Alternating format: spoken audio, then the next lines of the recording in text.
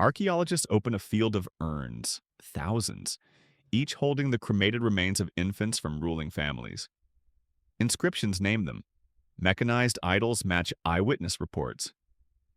This wasn't rumor, it was organized, scheduled, rewarded. If civilization can look like marble temples on the surface and a furnace underneath, what does that say about progress, power, and us? Before diving into these forgotten stories of survival and suffering, if you enjoy learning about the hidden truths of history, consider hitting that like button and subscribing for more content like this. And please comment below to let me know where you're listening from. I find it incredible that we're exploring these ancient stories together from different parts of the world, connected across time and space by our shared curiosity about the past. What you're witnessing represents just one horrifying example of a practice that existed across multiple ancient civilizations for thousands of years. The systematic sacrifice of royal children, heirs to thrones, future rulers whose deaths were believed to purchase divine favor, military victory, or protection from cosmic catastrophes. These weren't isolated incidents or desperate measures taken during times of extreme crisis. They were carefully planned, religiously sanctioned, legally codified practices that formed integral parts of imperial policy. The children who died in these rituals weren't victims of parental madness or religious extremism. They were casualties of political systems that viewed human life, even royal human life, as currency to be spent in negotiations with gods and fate. Their deaths were calculated investments in imperial stability, their blood the price paid for harvests, victories, and the continued favor of deities who supposedly controlled the rise and fall of nations. Understanding these practices requires us to abandon our modern assumptions about childhood, parenthood, and the value of individual human life. In these ancient empires, children, even royal children, existed primarily as extensions of state power. Their lives belonged not to themselves or even to their parents, but to the empire that had produced them. When circumstances demanded their deaths, those deaths were delivered with the same cold efficiency that characterized military campaigns or tax collection. The Carthaginian practice of child sacrifice, known as Moloch or Molech, after the deity to whom the children were offered, represents perhaps the most systematically documented example of royal child sacrifice in the ancient world. Archaeological excavations at sites like the Tophet of Carthage have uncovered thousands of urns containing the cremated remains of infants and young children, many bearing inscriptions that identify them as members of Carthage's ruling families. These weren't emergency measures taken during sieges or famines. The inscriptions and artistic depictions found at these sites reveal a sophisticated religious bureaucracy dedicated to managing the regular sacrifice of elite children. Specific festivals were designated for these rituals, with elaborate ceremonies that could last for days. The children selected for sacrifice were prepared through months of special treatment, fed the finest foods, dressed in clothes worth small fortunes, and trained in the ritual behaviors they would need to display during their final moments. The bronze statue of Moloch discovered by archaeologists corresponds exactly to descriptions left by ancient historians who witnessed these ceremonies. The statue was designed with mechanical precision to ensure that children placed in its arms would roll down into the fire chamber below. The angle of the arms, the smoothness of the bronze surface, even the placement of decorative elements were all calculated to create a specific experience for both the sacrificial victims and the watching crowds. Roman historians like Pliny the Elder and Plutarch, writing centuries after Carthage's destruction, preserved detailed accounts of these ceremonies based on eyewitness testimonies from Roman soldiers who had observed them during the Punic Wars. According to these sources, the children selected for sacrifice were required to approach the statue voluntarily, without displaying fear or resistance. Families who produced children capable of this behavior were rewarded with political positions, tax exemptions, and social honors that could last for generations. The psychological preparation required to create children capable of walking calmly to their deaths reveals the sophisticated understanding of human behavior that Carthaginian priests possessed. Children selected for sacrifice were separated from their families at early ages and raised within temple complexes, where they were taught to view their eventual deaths as the highest possible honor. They were surrounded by luxury, attended by servants and educated by the finest tutors available in the ancient world. But this privileged treatment came with constant reminders of their ultimate purpose. The children wore special jewelry that marked them as future sacrifices. They participated in mock ceremonies where they practiced the behaviors they would need to display during the real ritual. Most importantly, they were indoctrinated with religious beliefs that portrayed their deaths not as endings, but as transformations that would elevate them to divine status. The selection process for these children followed complex rules that balanced religious requirements with political considerations. The ideal sacrificial victim needed to be physically perfect, free from any defects or illnesses that might suggest divine disfavor. They needed to come from families with sufficient political standing to make their deaths meaningful to the gods, but not from families so powerful that their loss would destabilize the government. Most crucially, they needed to be young enough to be considered innocent, yet old enough to understand and consent to their fate. Parents whose children were selected for sacrifice faced impossible choices that reveal the ruthless logic of Carthaginian society. Refusing to surrender a child meant exile, financial ruin, and social death for the entire family. But cooperating meant watching their offspring die in flames while maintaining the composed dignity that their social position demanded. Many families dealt with this dilemma by producing multiple children, hoping that the odds would favor most of their offspring while accepting that some would inevitably be called to serve the state through death. The economic dimensions of child sacrifice created perverse incentives that further entrenched the practice. Wealthy families could sometimes purchase substitute children from poor families, buying their way out of the most extreme demands of religious duty. This created a market in sacrificial children that paralleled the slave trade, with specialized dealers who identified and acquired suitable victims for wealthy clients who preferred not to sacrifice their own offspring. Archaeological evidence suggests that this substitute system was widely used but carefully concealed from public view.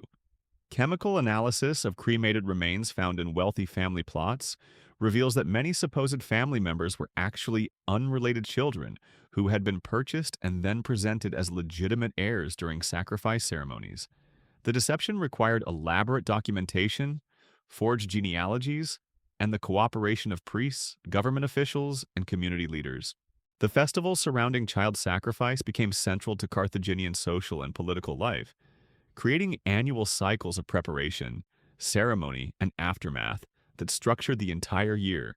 Months before major sacrifice festivals, families would begin the process of preparing selected children, purchasing ceremonial clothing, commissioning artistic works to commemorate the event, and negotiating with priests about timing and ritual details. The ceremonies themselves were designed to demonstrate both religious piety and political power. The procession to the temple involved elaborate displays of wealth, with families competing to present the most magnificently dressed children, the most expensive offerings, and the most impressive retinues of servants and supporters. The sacrificial act itself was surrounded by musical performances, artistic presentations, and philosophical discussions that transformed the death of children into aesthetic experiences. The aftermath of sacrifice festivals involved complex social rituals that helped communities process the trauma of watching children burn alive. Families who had participated in sacrifices were honored with special status that lasted for months or even years. They received preferential treatment in business dealings, priority access to government services, and social recognition that could translate into concrete political and economic advantages. These post-sacrifice benefits created powerful incentives for families to volunteer their children for future ceremonies, establishing cycles of sacrifice that could persist across generations. Families developed reputations based on their willingness to sacrifice children, and these reputations became forms of social capital that could be inherited, traded, and leveraged in political negotiations.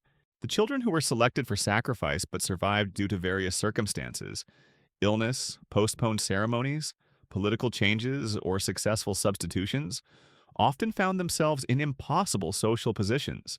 Having been prepared for death, educated to view themselves as future sacrifices, and isolated from normal family relationships, they struggled to integrate into regular society. Many became priests, dedicating their lives to managing the same ritual system that had once targeted them for death. Others became advisors to ruling families, using their unique understanding of sacrifice rituals to help other parents navigate the terrible choices that the system demanded. A few became opponents of the practice, though open resistance was virtually impossible in a society where questioning child sacrifice was considered tantamount to treason. The Carthaginian system influenced other Mediterranean civilizations through trade contacts, diplomatic exchanges, and military conflicts. Greek city-states, while publicly condemning Carthaginian practices, adopted modified versions that involved the sacrifice of prisoners of war, slaves, or children from conquered territories. The Romans, who would eventually destroy Carthage, incorporated elements of ritual child killing into their own religious practices, though they typically targeted the offspring of enemies rather than their own citizens. But Carthage was not alone in demanding the blood of royal children. Across the ancient world, similar practices emerged independently in civilizations that had no contact with each other, suggesting that the impulse to sacrifice elite children responded to fundamental pressures inherent in imperial governance. In the Americas, the Aztec Empire developed perhaps the most elaborate system of royal child sacrifice in human history. The festival of Pili, celebrated every 52 years to mark the completion of a full calendar cycle, required the sacrifice of children from every noble family in the empire. These weren't random selections or desperate measures during times of crisis. They were carefully planned ceremonies that took years to organize and involved the participation of millions of people across multiple continents. The Aztec approach to child sacrifice differed significantly from Carthaginian practices in its scale and theological sophistication. Where Carthaginians sacrificed individual children to purchase specific favors from their gods, Aztecs orchestrated massive ceremonies involving hundreds of children whose deaths were believed to literally restart time itself. The children weren't simply killed, they were transformed through elaborate rituals into vessels for cosmic forces that would sustain the universe for another 52 years. The selection process for Aztec sacrificial children began at birth, with court astronomers examining the alignment of stars and planets at the moment of each noble birth. Children born under certain celestial configurations were marked from their earliest days as future participants in the Great Renewal ceremony. Unlike Carthaginian children, who were separated from their families and raised in temples, Aztec sacrificial children lived normal lives within their families until the ceremony approached. This created a different kind of psychological trauma for both children and parents. Carthaginian families had years to emotionally distance themselves from children they knew were destined for sacrifice. Aztec families lived with the knowledge that their beloved children might be called to die, but without knowing exactly when or under what circumstances. The uncertainty created chronic anxiety that affected entire generations of noble families. When the time for Pili approached, families throughout the empire began receiving visits from imperial messengers who carried sealed scrolls containing the names of selected children. The selection process followed complex rules based on astronomical calculations, family lineages, regional quotas, and political considerations that balanced religious requirements with the practical needs of imperial administration. The children whose names appeared on these scrolls had approximately 1 year to prepare for their deaths. This preparation period was designed to transform them from ordinary children into divine beings capable of carrying cosmic responsibilities. They were moved to special compounds within major temple complexes where they underwent intensive religious education, physical conditioning, and psychological preparation that would enable them to fulfill their ultimate purpose. The educational curriculum for these children was remarkably sophisticated, combining advanced mathematics, astronomy, philosophy, and theology with practical training in the specific behaviors they would need to display during the sacrifice ceremony. They learned to calculate planetary movements, recite creation myths, perform complex dances, and maintain emotional composure under extreme physical stress. The physical conditioning involved gradually increasing tolerance for pain, hunger, thirst, and exhaustion. Children were subjected to controlled deprivation that taught them to function normally, even when their bodies were under severe stress. They practiced holding difficult positions for hours, remaining motionless during loud noises and bright lights, and controlling their facial expressions during simulated torture. The psychological preparation was perhaps the most crucial element. involving the systematic reconstruction of the children's understanding of reality itself. They were taught that the physical world was merely an illusion, that their individual identities were temporary manifestations of eternal cosmic forces, and that their deaths would not end their existence but transform it into something infinitely more powerful and meaningful. This indoctrination was supported by sophisticated use of hallucinogenic drugs that induced religious visions, carefully controlled social isolation that increased susceptibility to suggestion, and constant exposure to artistic and architectural works that reinforce the theological messages being communicated through formal instruction. By the time the ceremony approached, many of the selected children genuinely believed that their deaths would save the universe. The ceremony itself lasted for 18 days, corresponding to the 18 months of the Aztec calendar. Each day involved different rituals performed at different temple complexes throughout the empire, creating a choreographed sequence of deaths that was visible to millions of people. The children were moved between locations in elaborate processions that transformed their final journey into public theater designed to demonstrate imperial power and religious authority. The actual method of sacrifice varied depending on the specific day of the ceremony and the cosmic forces being invoked. Some children were drowned in sacred pools to ensure adequate rainfall for the coming cycle. Others were burned alive to guarantee the sun's continued journey across the sky. Still others were flayed alive, their skins worn by priests who danced through the streets to celebrate the renewal of earthly fertility. The most prestigious children, those from the highest-ranking families, were reserved for the climactic ceremony on the final day. They were taken to the top of the Great Temple Pyramid in Tenochtitlan, where their hearts were removed while they were still alive. The beating hearts were then burned in sacred fires while the children's bodies were thrown down the temple steps, their blood flowing into channels that had been carved into the stone, specifically for this purpose. The aftermath of Zumilpili created profound changes in Aztec society that lasted for years. Families who had contributed children to the ceremony received special honors and privileges that elevated their social status. Children who had participated became the subjects of artistic works, religious songs, and historical chronicles that preserved their memory as divine beings rather than human victims. But the psychological cost of these ceremonies was enormous. Parents who had watched their children die in public displays of religious devotion often suffered from what we would now recognize as severe trauma. Many withdrew from public life entirely, while others threw themselves into religious activities with desperate intensity, seeking meaning in experiences that had shattered their understanding of the world. The children who had been selected for sacrifice but escaped death due to various circumstances, political changes, military defeats, or simple clerical errors, found themselves in impossible social positions similar to their Carthaginian counterparts. Having been prepared to become gods through death, they struggled to resume normal human lives. Many became priests or religious scholars, dedicating themselves to interpreting the very system that had targeted them for destruction. The Aztec practice influenced other Mesoamerican civilizations through conquest, trade, and cultural exchange. The Maya, Zapotec, and other regional powers adopted modified versions of royal child sacrifice that incorporated Aztec theological concepts while adapting them to local religious traditions and political structures. In ancient Egypt, royal child sacrifice took different forms, but served similar functions in maintaining imperial stability and divine favor.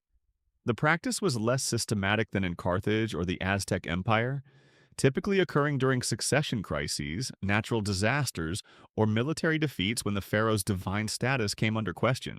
Egyptian royal children selected for sacrifice underwent mummification while still alive, a process that could take weeks to complete. The gradual transformation of living children into preserved divine beings was believed to create especially powerful intermediaries between the earthly and divine realms. The children remained conscious during much of the process, their awareness preserved through carefully administered drugs that prevented death while allowing the preservation techniques to work on their living tissue. The preserved bodies of these sacrificed royal children became objects of veneration that could influence Egyptian politics for centuries after their deaths. They were housed in special chambers within the Great Pyramids, where priests would consult them during times of national crisis. The mummified children were believed to retain their consciousness and divine insight, serving as eternal advisors to future pharaohs who sought guidance on matters of war, succession, and religious policy. The selection of Egyptian royal children for living mummification followed different criteria than other imperial sacrifice systems. Rather than focusing on astronomical calculations or religious festivals, Egyptian priests looked for children who displayed specific psychological traits that suggested divine favor. Children who experienced prophetic dreams, demonstrated unusual intelligence, or showed resistance to common illnesses were considered prime candidates for transformation into living mummies. The process began with months of preparation that gradually altered the child's body chemistry through carefully controlled diets, herbal treatments, and exposure to the same chemicals used in traditional mummification. The children were fed foods rich in natron salt. Their skin was regularly treated with preservative oils, and they were given daily doses of substances that would slow their metabolism and reduce their need for food and water. Unlike children in other sacrifice systems who were taught to embrace death, Egyptian royal children undergoing living mummification were educated to transcend the boundary between life and death while maintaining consciousness throughout the transformation. They learned meditation techniques that allowed them to remain aware even as their bodies were systematically preserved, and they practiced communication methods that would enable them to continue advising pharaohs long after their physical transformation was complete. The actual mummification process was performed by master embalmers who had developed techniques specifically for working with living subjects. The children's internal organs were gradually replaced with preserved materials while they remained conscious. Their blood was slowly replaced with preservative solutions, and their flesh was treated with chemicals that would prevent decay while maintaining flexibility and sensation. The psychological impact on these children was profound and carefully managed through religious indoctrination that portrayed their transformation as the ultimate form of divine service. They were taught that their sacrifice would grant them eternal consciousness and unlimited knowledge, making them more powerful than any living pharaoh.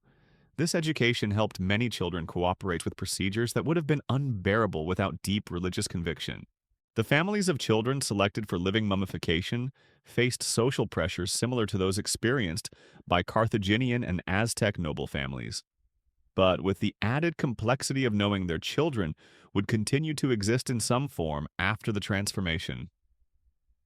Parents were expected to visit their mummified children regularly, consulting them on family matters and maintaining relationships that could last for generations. The economic benefits of producing a successfully mummified royal child were substantial. Families gained permanent access to what were considered divine oracles, giving them significant advantages in political negotiations and business dealings.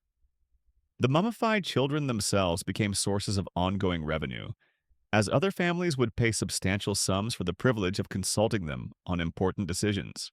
In ancient China, the practice of royal child sacrifice reached levels of sophistication that surpassed even the Aztec system in terms of scale and bureaucratic complexity.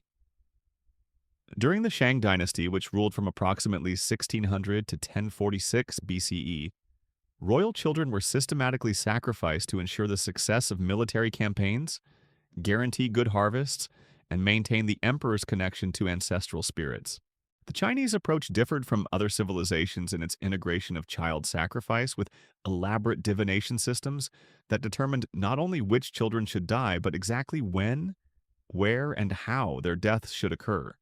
Teams of court astronomers, genealogists, and religious specialists worked together to create sacrificial schedules that could extend for years into the future, with specific children assigned to die on a predetermined dates according to cosmic calculations of unprecedented complexity. The children selected for sacrifice in ancient China were subjected to educational programs that combined practical skills with religious instruction in ways that created uniquely capable individuals even as they prepared for death.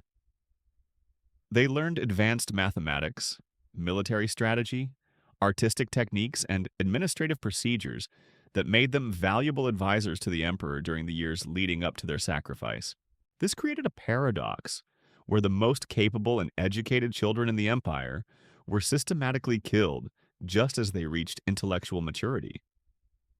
The loss of this human talent represented an enormous drain on Chinese society, but it was considered necessary to maintain the cosmic balance that kept the empire stable and prosperous. The actual sacrifice ceremonies in ancient China involved elaborate rituals that could last for months and include hundreds of participants beyond the sacrificial children themselves. Entire armies of servants, musicians, craftsmen, and religious officials were sometimes buried alive alongside the royal children, creating underground complexes that resembled complete miniature societies dedicated to serving the sacrificed children in the afterlife. Archaeological excavations at sites like Anyang have revealed the remains of these mass sacrificial ceremonies, with evidence of sophisticated planning that rivals modern military operations in its attention to detail and coordination. The logistics of organizing ceremonies that involved killing hundreds of people simultaneously required bureaucratic capabilities that demonstrate the administrative sophistication of ancient Chinese civilization. The psychological preparation of Chinese royal children for sacrifice incorporate, and the subordination of individual desires to collective needs. The elements of Confucian philosophy that emphasized duty, honor. Children were taught that their deaths would benefit millions of people and ensure the prosperity of future generations, making their sacrifice the highest possible expression of virtue and moral development.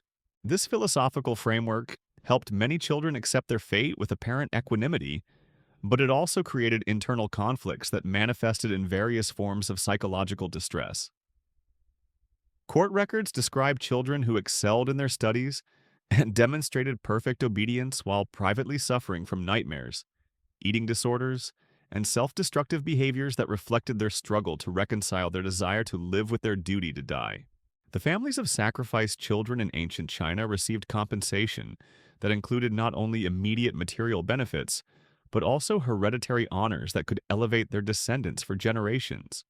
These families became part of a special aristocratic class whose status derived from their willingness to sacrifice their children for imperial purposes, creating powerful incentives for continued participation in the sacrificial system.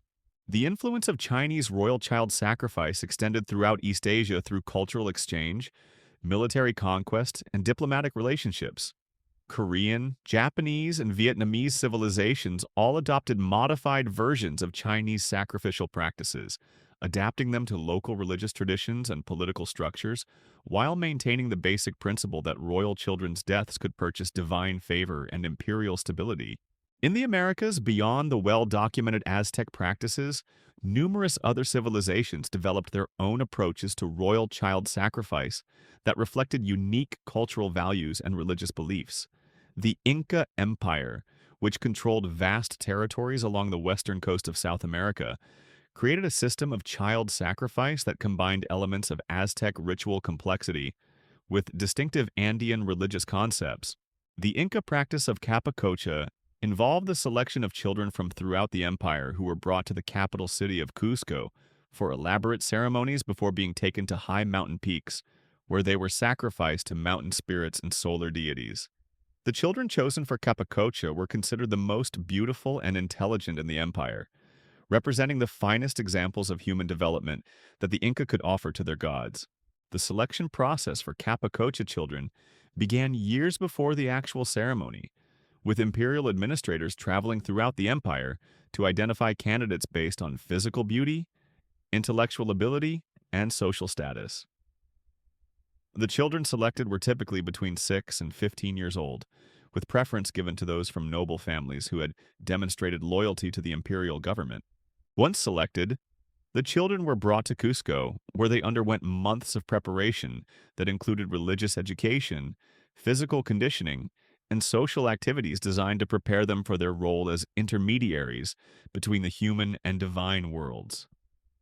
They lived in luxury within imperial palaces, attended by servants and tutors who treated them as living gods destined for transformation through sacrifice.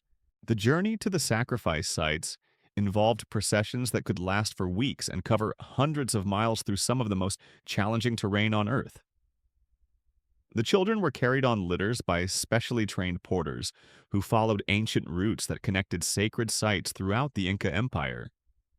These processions became opportunities for local populations to demonstrate their devotion to the empire and receive blessings from the sacrificial children. The actual sacrifice typically occurred at altitudes above 15,000 feet, where the thin air and extreme cold created natural preservation conditions that mummified the children's bodies. The children were given coca leaves and chicha beer to help them cope with the altitude and cold, then placed in specially constructed stone chambers where they died from exposure while maintaining meditative positions that suggested peaceful acceptance of their fate. The mummified remains of Capacocha children have been discovered by archaeologists at numerous high-altitude sites throughout the former Inca Empire, providing unprecedented insight into the physical and psychological condition of children who underwent this form of sacrifice. The preservation is so complete that modern scientists can analyze their DNA, determine their diets, and even identify the specific drugs they consumed in their final hours. These scientific studies reveal that Capacocha children were among the healthiest and best-nourished individuals in Inca society, having received superior nutrition and medical care throughout their lives. They show no evidence of violence or struggle, suggesting that they died peacefully, possibly while unconscious from the effects of coca leaves and alcohol administered to ease their suffering.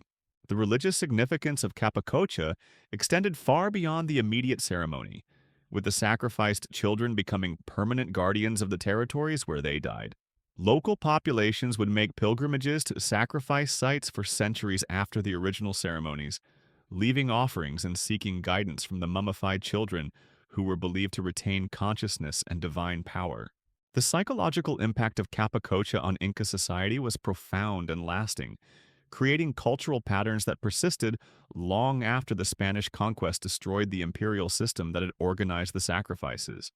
Communities throughout the former empire maintained traditions of honoring sacrificed children through festivals, artistic works, and oral histories that preserved their memory across generations. The Spanish conquistadors who encountered evidence of Capacocha were horrified by what they considered barbaric practices, but their own cultural background included traditions of martyrdom and religious sacrifice that shared surprising similarities with Inca beliefs. The collision between these two sacrificial traditions created complex cultural dynamics that influenced the development of colonial society in South America. Modern archaeological and anthropological research has revealed that royal child sacrifice was far more widespread and sophisticated than previously understood, with evidence of similar practices found on every inhabited continent. The universality of these practices suggests that they responded to fundamental aspects of human psychology and social organization that transcend cultural boundaries. The children who died in these ancient sacrificial systems left behind archaeological evidence that continues to provide insights into the societies that created them. Their preserved remains, burial goods, and associated artifacts tell stories maintaining practices that modern society finds incomp of civilizations that achieved remarkable sophistication, while reprehensible and morally reprehensible. Understanding these practices requires us to grapple with the uncomfortable reality that human progress is not linear, that advanced civilizations can coexist with systematic brutality, and that the capacity for both creation and destruction exists within all human societies. The royal children who died in ancient sacrificial ceremonies were victims of systems that valued abstract concepts like divine favor and imperial stability more than individual human lives. Their stories serve as reminders of the fragility of human dignity and the importance of protecting vulnerable individuals from being sacrificed for supposedly greater goods. They challenge us to examine our own society's treatment of children and to ensure that we do not repeat the mistakes of civilizations that measured their success by their willingness to destroy their most precious resources. The practice of royal child sacrifice wasn't limited to the grand empires we've examined. Across the Celtic lands of ancient Europe, Druids orchestrated ceremonies that demanded the lives of chieftains' children during the sacred festivals that marked seasonal transitions. The winter solstice, spring equinox, and harvest celebrations all required blood payments to ensure the continuation of natural cycles, and that blood was expected to flow from the noblest veins available. In the sacred groves of ancient Gaul, children born to tribal leaders underwent selection rituals that determined their fate before they could walk or speak. Druids examined newborns for physical marks behavioral traits, and responses to various stimuli that supposedly revealed their suitability for different types of sacrifice. A child who remained calm when exposed to fire might be destined for burning ceremonies, while those who showed no fear of water could be selected for ritual drowning in sacred pools. The Celtic approach to preparing children for sacrifice emphasized connection with natural forces rather than the cosmic or divine concepts that dominated other civilizations. Children destined for sacrifice lived in forest sanctuaries, where they learned to identify every plant, understand animal behavior, predict weather patterns, and communicate with spirits that Druids believed inhabited trees, streams, and stone formations. This education created children who possessed remarkable knowledge of their natural environment, but remained isolated from normal human society. They could track animals through dense forests, find food and shelter in wilderness areas where ordinary people would perish, and demonstrate almost supernatural awareness of natural phenomena. Yet these extraordinary abilities came at the cost of social connections that might have made them reluctant to die when their time came. The actual Celtic sacrifice ceremonies varied by season and purpose, but they typically occurred in remote locations where the boundary between the natural and supernatural worlds was believed to be thinnest. Stone circles, sacred springs, ancient burial mounds, and grove clearings served as stages for rituals that could last for days and involve entire tribal populations as witnesses and participants. Children selected for autumn sacrifice were often buried alive in specially constructed chambers beneath harvest fields. Their deaths intended to fertilize the soil and guarantee abundant crops for the coming year. Spring sacrifices frequently involved drowning in sacred pools or rivers, with the children's bodies weighted down with stones inscribed with symbols representing the tribal hopes for the growing season.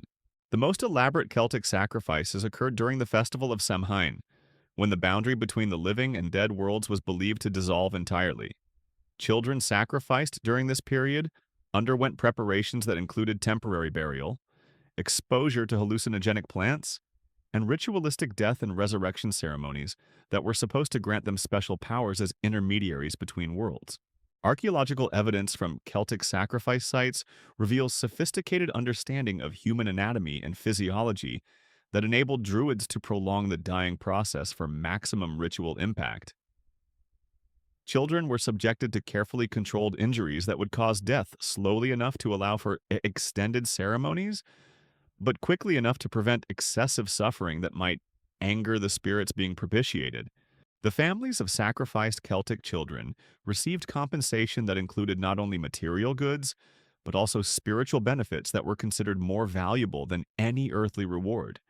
Parents were promised that their sacrificed children would become guardian spirits for the entire tribe, protecting future generations from disease, famine, warfare, and natural disasters.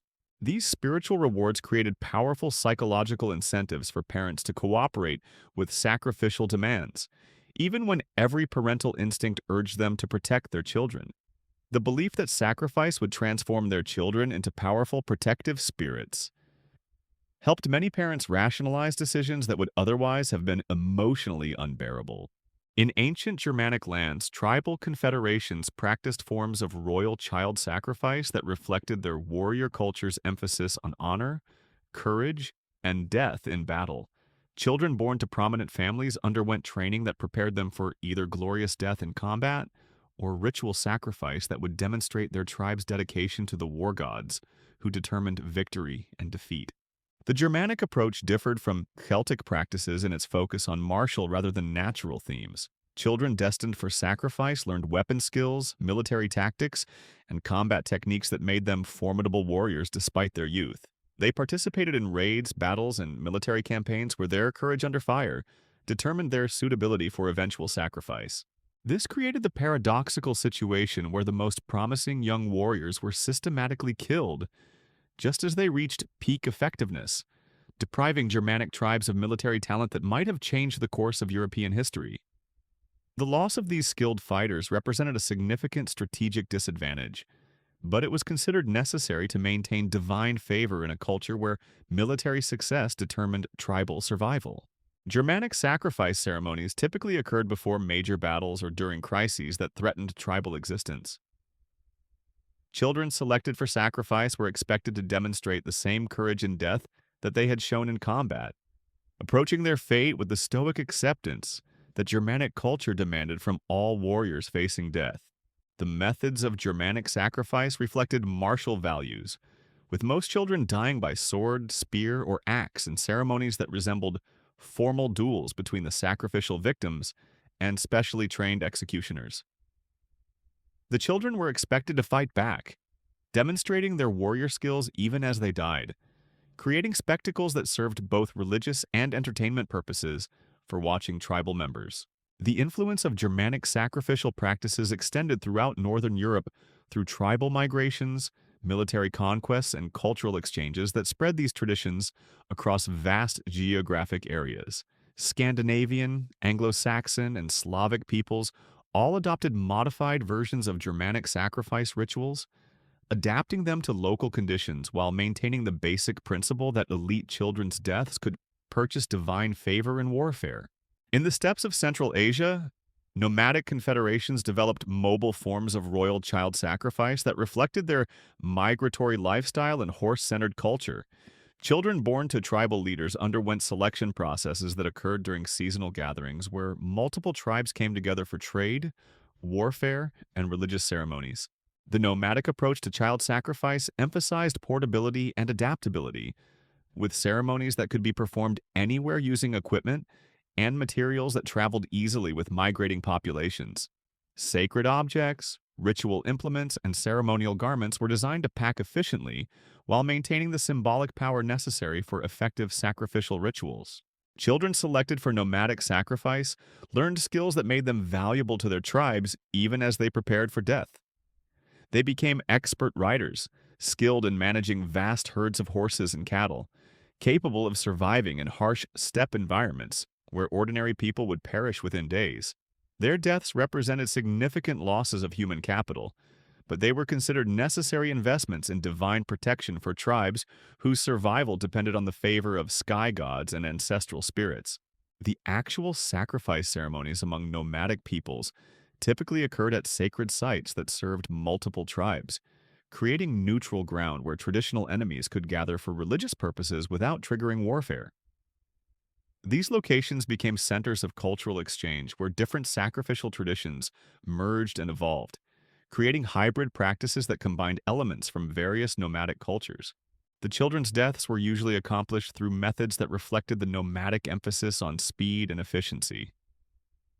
Strangulation, throat cutting, and arrow wounds to vital organs were preferred techniques that caused rapid death while producing the blood flow that many sacrificial rituals required. The bodies were often left exposed on wooden platforms where scavenging birds could consume them, with the belief that the children's spirits would be carried to the sky realm where they would intercede with divine powers on behalf of their tribes.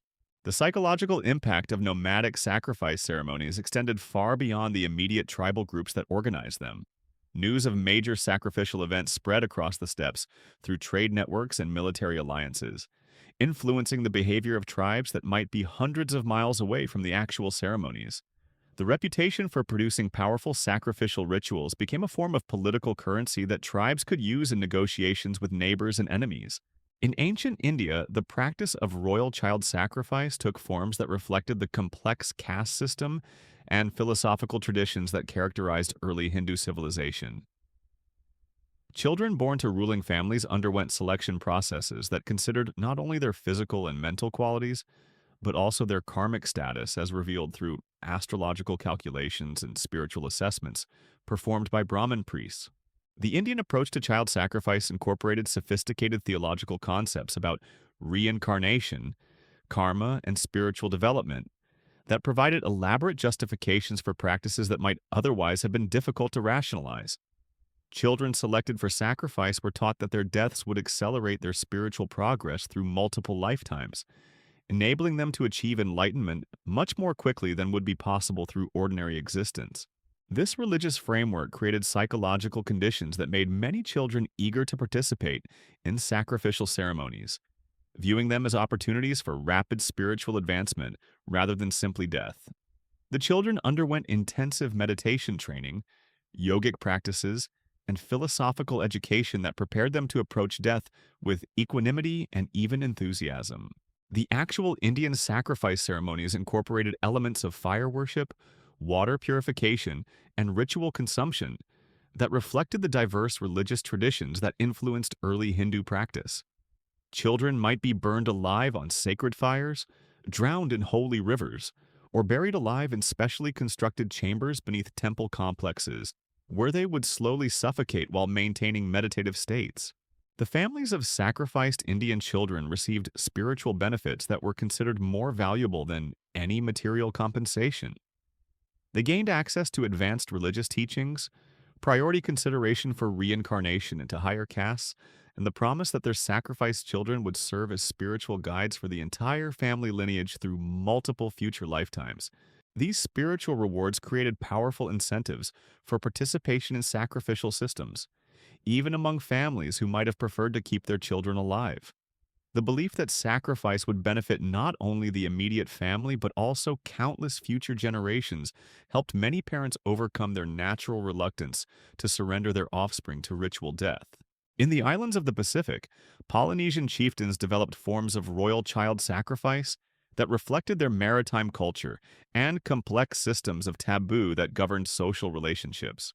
Children born to ruling families on various islands underwent selection processes that considered their genealogical connections to divine ancestors, their physical suitability for specific types of sacrifice, and their potential value as offerings to the ocean gods who controlled navigation, fishing, and warfare. The Polynesian approach to child sacrifice emphasized the connection between human offerings and natural forces that determined island survival. Children selected for sacrifice learned navigation techniques, weather prediction methods, and ocean survival skills that made them valuable members of their communities, even as they prepared for death. Their expertise in maritime activities was considered essential for their effectiveness as sacrificial offerings to sea deities. The actual Polynesian sacrifice ceremonies typically occurred on specially constructed platforms built over water, where the children's deaths would directly benefit the ocean spirits believed to control the forces that determined island prosperity. The children might be drowned in sacred pools, thrown from cliffs into turbulent seas, or buried alive on tidal beaches where rising waters would slowly claim their lives. The geographic isolation of Pacific Islands created unique conditions for the development of sacrificial practices that had no contact with continental civilizations, yet showed remarkable similarities to practices found elsewhere in the world.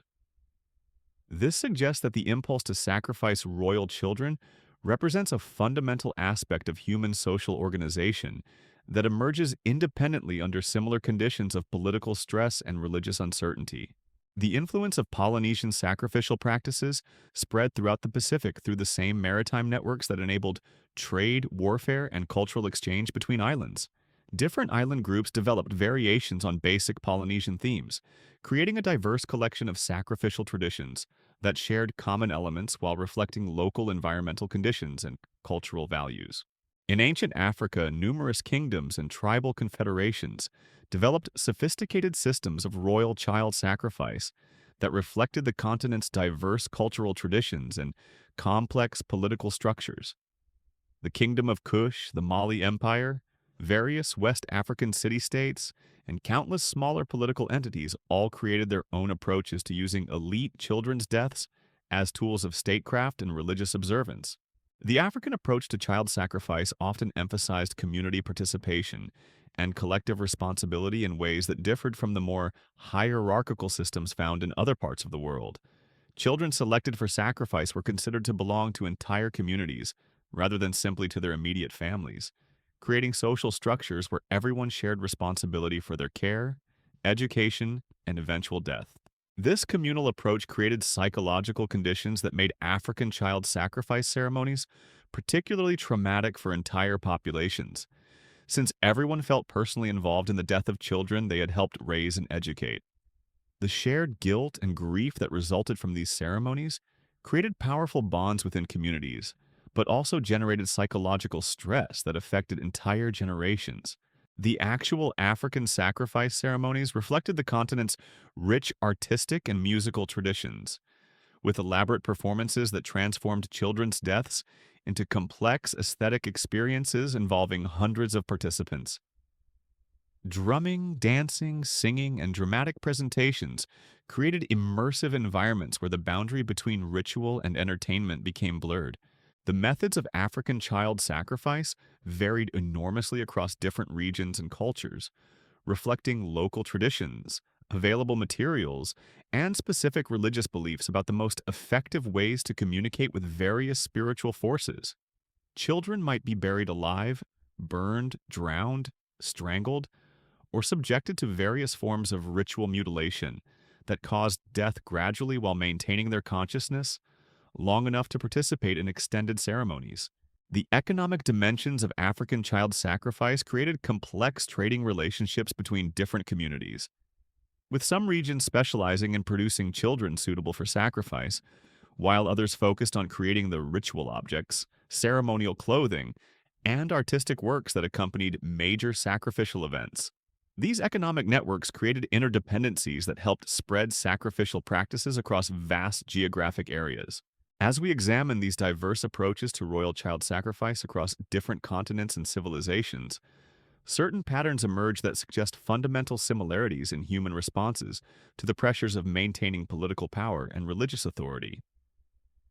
The willingness to sacrifice elite children appears to represent a universal human tendency that transcends cultural boundaries and emerges independently under similar conditions of social stress. The children who died in these various sacrificial systems shared common experiences despite the vast differences in time, geography, and culture that separated their civilizations. They were typically selected at early ages based on criteria that emphasized physical perfection, intellectual ability, and social status. They underwent intensive preparation that combined practical education with psychological conditioning designed to make them willing participants in their own deaths. The families who surrendered their children to sacrificial systems faced similar emotional and social pressures across all cultures, suggesting that the human capacity for both parental love and political calculation operates according to consistent patterns regardless of specific cultural context. The ability to overcome parental instincts in service of supposedly greater goods appears to be a universal aspect of human nature that can be activated under appropriate conditions. The religious and political leaders who organized these sacrificial systems shared common motivations and methods despite having no contact with each other, indicating that the impulse to use child sacrifice as a tool of governance represents a fundamental aspect of how human societies respond to existential threats and uncertainty about the future. The psychological mechanisms that enabled entire civilizations to participate in or tolerate the systematic killing of children revealed disturbing truths about human nature that remain relevant to understanding modern forms of violence and exploitation. The same cognitive processes that allowed ancient peoples to rationalize child sacrifice continue to operate in contemporary societies, creating conditions where vulnerable populations can be sacrificed for supposedly greater goods. The economic and social structures that supported ancient child sacrifice systems show remarkable similarities to modern forms of exploitation that target children and other vulnerable groups. The creation of specialized markets in human lives, the development of bureaucratic systems for managing systematic violence, and the use of ideological frameworks to justify horrific practices all have contemporary parallels that suggest humanity has not progressed as far from these ancient practices as we might prefer to believe. The children whose stories we've explored represent countless others whose lives were cut short by civilizations that valued abstract concepts more than individual human dignity. Their deaths remind us that technological and cultural advancement do not automatically lead to moral progress and that the capacity for systematic cruelty can coexist with remarkable achievements in art, science, and philosophy. Understanding these historical practices requires us to confront uncomfortable truths about the societies that created them and about our own capacity for similar behavior under different circumstances. The royal children who died in ancient sacrificial ceremonies were not victims of primitive ignorance or religious fanaticism, but casualties of sophisticated systems that made calculated decisions about the value of human life. Their stories challenge us to examine our own society's treatment of vulnerable populations and to ensure that we do not repeat the mistakes of civilizations that measured their success by their willingness to destroy their most precious resources. The echoes of their screams still resonate through history, reminding us that the price of civilization should never be paid with the blood of innocents. The shadows cast by these ancient practices stretch far beyond the specific civilizations that created them, revealing patterns of human behavior that persist in modified forms throughout history. The systematic sacrifice of royal children wasn't simply a relic of primitive thinking or religious extremism. It represented a calculated political strategy that emerged independently across multiple continentations, suggesting fundamental aspects of power dynamics that transcend cultural boundaries. Consider the administrative complexity required to organize these ceremonies. The Carthaginian system alone involved hundreds of officials, from the priests who selected victims to the craftsmen who maintained the bronze statue of Moloch. Record keepers tracked genealogies to ensure proper bloodlines. Astronomers calculated optimal timing based on celestial movements. Architects designed temple complexes specifically for sacrificial purposes. Artists created ceremonial objects whose beauty masked their horrific function. This wasn't chaos or madness. It was bureaucratic efficiency applied to the systematic killing of children, demonstrating how institutional structures can normalize and perpetuate practices that individual conscience might reject. The same organizational capabilities that built aqueducts, created legal codes, and established trade networks were applied to the methodical destruction of young lives. The economic incentives that sustained these systems reveal equally disturbing truths about human nature. Wealthy Carthaginian families who purchased substitute children for sacrifice created market mechanisms that commodified human life with the same efficiency they applied to trading grain or precious metals. Specialized dealers identified suitable victims, negotiated prices, and provided documentation that would satisfy religious authorities. These transactions required sophisticated financial instruments, legal frameworks, and social networks that operated parallel to legitimate commerce. The same merchant skills that built Mediterranean trade empires were applied to trafficking in children, destined for ritual murder. The profit margins were substantial enough to attract respectable businessmen who saw no contradiction between their commercial success and their participation in systematic child killing. The psychological mechanisms that enabled parents to surrender their children reveal the power of social pressure and ideological conditioning to override fundamental human instincts. Carthaginian mothers who dressed their children in expensive ceremonial robes, Aztec fathers who celebrated their offspring's selection for sacrifice, Chinese families who competed for the honor of contributing children to imperial ceremonies, all demonstrate humanity's capacity for self-deception when confronted with unbearable choices. These parents weren't monsters. They were ordinary people trapped in systems that presented child sacrifice as religious duty, political necessity, or cosmic obligation. Their ability to rationalize the murder of their own children shows how powerful social institutions can reshape human psychology, making the unthinkable seem not only acceptable but virtuous. The children themselves, prepared from early ages to accept death as their destiny, represent perhaps the most tragic aspect of these systems. Their education combined genuine learning with systematic psychological manipulation, designed to make them compliant victims. They mastered advanced mathematics while being taught that their deaths would save the universe. They learned military strategy while preparing to die before they could apply their knowledge in actual combat. The waste of human potential represented by these practices staggers the imagination. How many future scientists, artists, philosophers, or leaders died screaming in temple fires? What discoveries might have been made? What problems solved? What beauty created by children whose lives were cut short to appease imaginary gods or maintain political stability? These voices from across millennia whisper the same haunting truth: that civilization's greatest achievements can coexist with its most monstrous failures.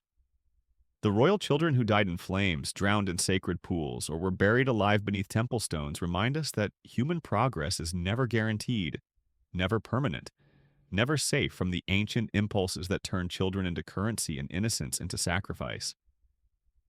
Their stories challenge us to recognize that the distance between their world and ours may be smaller than we dare imagine, and that vigilance against such darkness remains humanity's eternal obligation. In remembering them, we honor not just their stolen lives, but our responsibility to ensure that never again will civilization demand the blood of its most vulnerable as the price of its survival.